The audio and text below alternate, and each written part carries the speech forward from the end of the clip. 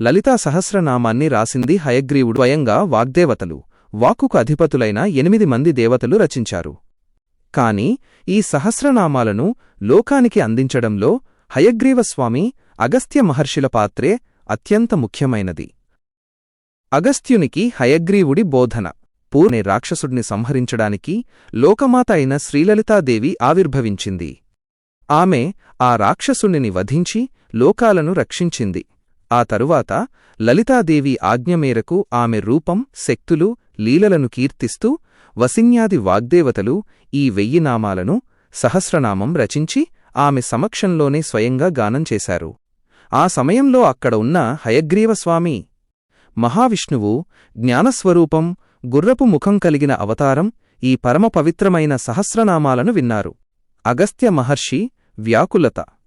మరోవైపు అగస్త్య మహర్షి లోకంలోని జనుల కష్టాలను చూసి చలించిపోయారు. మానవాళి పాపాలు నశించి అందరికీ ముక్తి లభించే మార్గం ఏమిటా అని ఆయన ఆలోచిస్తూ కాంచీపురంలో ఘోర తపస్సు చేశారు. ఆయన తపస్సుకు మెచ్చి మహావిష్ణువు, జ్ఞానావతారమైన హయగ్రీవుడు ఆయన ముందు ప్రత్యక్షమయ్యాడు.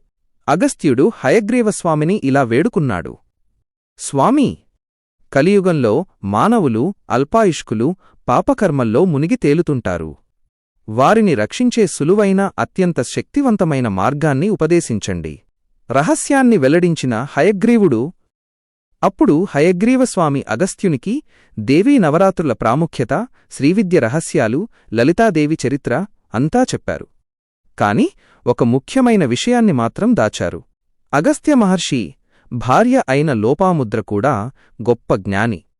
ఆమె హయగ్రీవుణ్ణి ప్రార్థించి, స్వామీ, మీరు మాకు అమ్మవారి చరిత్ర చెప్పారు కాని అత్యంత రహస్యమైన, పరమ పవిత్రమైన ఆమె సహస్రనామ స్తోత్రాన్ని ఉపదేశించలేదు. దయచేసి మాపై కరుణ చూపండి అని కోరింది. అప్పుడు హయగ్రీవుడు చిరునవ్వు నవ్వి అగస్త్యునితో ఇలా అన్నాడు: అగస్త్య, లలితా సహస్రనామం అనేది పరమరహస్యం. అర్హత లేనివారికి దీనిని చెప్పకూడదు. కాని నువ్వు గొప్ప భక్తుడివి, జితేంద్రియుడివి. దేవి భక్తులలో నువ్వు శ్రేష్ఠుడివి. అందుకే ఈ రహస్యాన్ని నీకు ఉపదేశిస్తున్నాను. అలా హయగ్రీవస్వామి తన నోటి ద్వారా అగస్త్య మహర్షికి లలితా సహస్రనామ స్తోత్రాన్ని, దాని ఫలశ్రుతిని చదవడం వల్ల కలిగే ఫలితాలు ఉపదేశించారు. అలా వాగ్దేవతలు రాసిన ఈ అద్భుత స్తోత్రాన్ని హయగ్రీవస్వామి ద్వారా అగస్త్య మహర్షి పొంది మనలాంటి సామాన్య మానవుల కోసం లోకానికి అందించారు.